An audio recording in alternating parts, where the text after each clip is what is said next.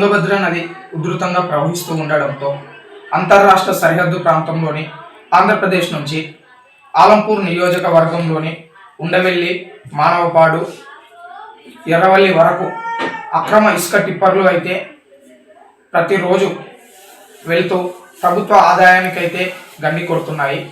అదేవిధంగా ఆలంపూర్ నియోజకవర్గంలోని మండల కేంద్రమైనటువంటి రాజోలి నుంచి వడ్డేపల్లి, ఇటిక్యాల మీదుగా ఎర్రవల్లి వరకు అయితే టిప్పర్ల ద్వారా ఇసుకను అక్రమ రవాణా చేస్తున్నారు.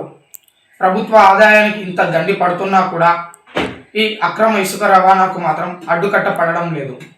అప్పుడప్పుడు దాడులు నిర్వహించి అక్రమ ఇసుక టిప్పర్లను పట్టుకున్నా కూడా జరిమానాలు తూతూ మంత్రంగా ఉండడం వల్ల ఈ అక్రమ ఇసుక అనేది అడ్డుకట్ట వేయలేకపోవడంలో అధికారులు విఫలం చెందుతున్నారని అయితే ప్రజలు గుసగుసలాడుతున్నారు.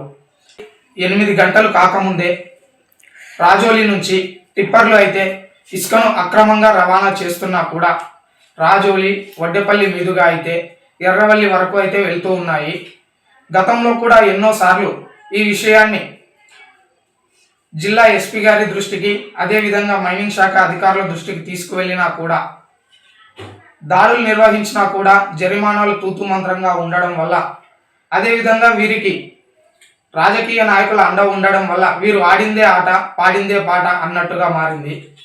వీరు కొంతమంది అధికారులకు ముడుపులు ముట్టజెప్పడం వల్ల, వీరి వెనక రాజకీయ నాయకులు ఉండడం వల్ల ప్రభుత్వ ఆదాయానికి గండి కొడుతూ లక్షల్లో ప్రతిరోజు సంపాదించుకుంటున్నారు. కాబట్టి ఇప్పటికైనా అధికారులు స్పందించి ఈ అక్రమ ఇసుక రవాణాకు అడ్డుకట్ట వేయాలని అయితే కోరుతున్నారు.